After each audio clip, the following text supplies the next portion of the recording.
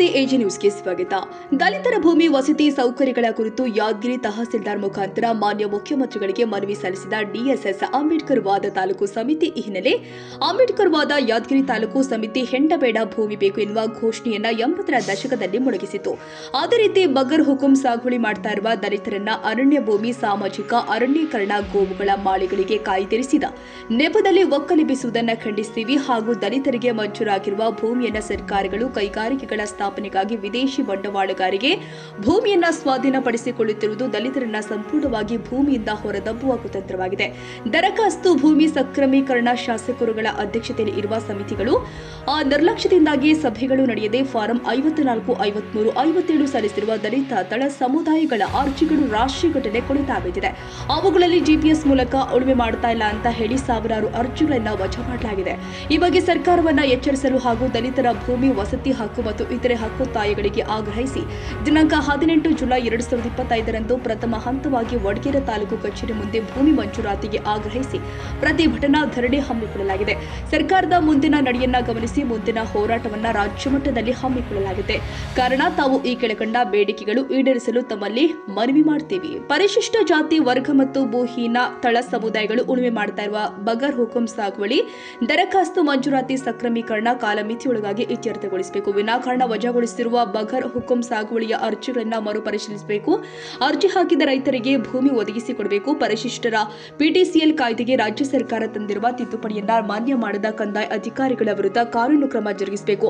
ಹೈಕೋರ್ಟ್ನಲ್ಲಿ ಪಿಟಿಸಿಎಲ್ ಪ್ರಕರಣಗಳು ವಜಾಗೊಳ್ತಾ ಇದ್ದು ನುರಿತ ಹಿರಿಯ ವಕೀಲರನ್ನ ನೇಮಿಸಿ ಪ್ರಕರಣದಲ್ಲಿ ರಾಜ್ಯ ಸರ್ಕಾರ ಸುಪ್ರೀಂ ಕೋರ್ಟ್ನಲ್ಲಿ ಮೇಲ್ಮನವಿ ಸಲ್ಲಿಸಬೇಕು.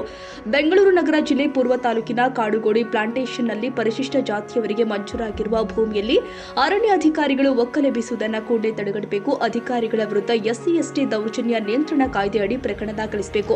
ಕೈಗಾರಿಕಾ ಸ್ಥಾಪನೆ ನೆಪದಲ್ಲಿ ಕೆಐಎಡಿಬಿ ದೇವನಹಳ್ಳಿಯ ಚನ್ನರಾಯಪಟ್ಟಣದಲ್ಲಿ ಗುರುತಿಸಿರುವ 1777 ಎಕರೆ ಫಲವತ್ತಾದ ಕೃಷಿ ಭೂಮಿಯ ಭೂ ಸ್ವಾಧೀನ ನಿರ್ಧಾರವನ್ನ ಸರ್ಕಾರ ಕೂಡಲೇ ಹಿಂಪಡೆಯಬೇಕು ಅಂತ ಹೇಳಿ ಇನ್ನೂ ಹಲವಾರು ಬೇಡಿಕೆಗಳನ್ನು ಈಡೇರಿಸುವಂತೆ ಆಗ್ರಹಿಸಿ ಪ್ರತಿಭಟನೆ ಕೈಗೊಳ್ಳಲಾಗಿದೆ.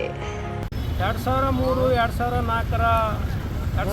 2013 ಮತ್ತು 2019ರ ಅಕ್ರಮ ಸಕ್ರಮ ಭೂಮಿ ಕೊಡದ ಸರ್ಕಾರ ಮತ್ತು ಗುಡ್ಡಗಾಡು ಅಲ್ಲಿ ಸರ್ಕಾರ ಫಾರೆಸ್ಟ್ ಡಿಪಾರ್ಟ್ಮೆಂಟಲ್ಲಿ ಆ ರೈತರ ಜನರು ಹೊಲವನ್ನು ಉಳಿ ಮಾಡುವಾಗ ಈ ಅಬಕಾರಿ ಸರ್ಕಾರ ರೈತರಿಗೆ ಭೂಮಿ ಕೊಡಬೇಕು. ಅಕ್ರಮ ಸಕ್ರಮ ಹಾಕಿದ್ದ ಅರ್ಜಿಯನ್ನು ಇದು ನೋಡಿ ನಮ್ಮ ಎಲ್ಲ ರೈತರಿಗೆ ಭೂಮಿ ವಿತರಣೆ ಮಾಡಬೇಕಂತೇಳಿ ದಲಿತ ಸಂಘರ್ಷ ಸಮಿತಿ ಅಂಬೇಡ್ಕರ್ ವಾದ ಕರ್ನಾಟಕದಂಥ ಈ ಹೋರಾಟವನ್ನು ಹಮ್ಮಿಕೊಂಡಿದ್ದೇವೆ. ಅಣ್ಣ ಮಾವಳ್ಳಿ ಶಂಕರ್ ಅವರು ಅದೇ ಕಾರಣಕ್ಕೆ ಪ್ರತಿ ಎಲ್ಲ ತಾಲೂಕಿನಲ್ಲಿ ಈ ತಹಸೀಲ್ದಾರ್ ಕಚೇರಿ ಮುಂದೆ ಈ ಪ್ರತಿಭಟನೆ ಕರ್ನಾಟಕ ರಾಜ್ಯ. Nizamuddin, Yadagiri, AG news.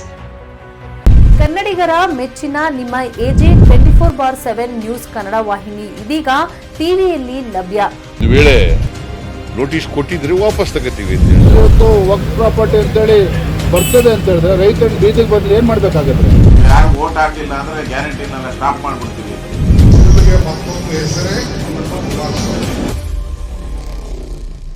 ಕರ್ನಾಟಕ ಮತ್ತು ದೇಶ ವಿದೇಶ 360 ಡಿಗ್ರಿ ಸುದ್ದಿ ಹಾಗೂ ಉತ್ತರ ಕರ್ನಾಟಕ, ಬೆಳಗಾವಿ, ಬಾಗಲಕೋಟೆ, ಧಾರವಾಡ, ಹಾವೇರಿ, ಗದಗ, ಬಿಜಾಪುರ ಜಿಲ್ಲೆಯ ಕ್ಷಣ ಕ್ಷಣದ ವಿವರವನ್ನ ಪಡೆಯುವುದಕ್ಕೆ ಎಜೆ 24/7 ನ್ಯೂಸ್ ಕನ್ನಡ ವಾಹಿನಿಯನ್ನ ಲೈಕ್ ಮಾಡಿ, ವಿಡಿಯೋಗಳನ್ನ ಶೇರ್ ಮಾಡಿ, ಕಮೆಂಟ್ ಮಾಡುವ ಮೂಲಕ ನಮ್ಮ ವಾಹಿನಿಗೆ ಸಹಕಾರ ನೀಡಿ ಮತ್ತು ಚಾನೆಲ್ ಅನ್ನ ಸಬ್ಸ್ಕ್ರೈಬ್ ಮಾಡಿ. ಧನ್ಯವಾದಗಳು.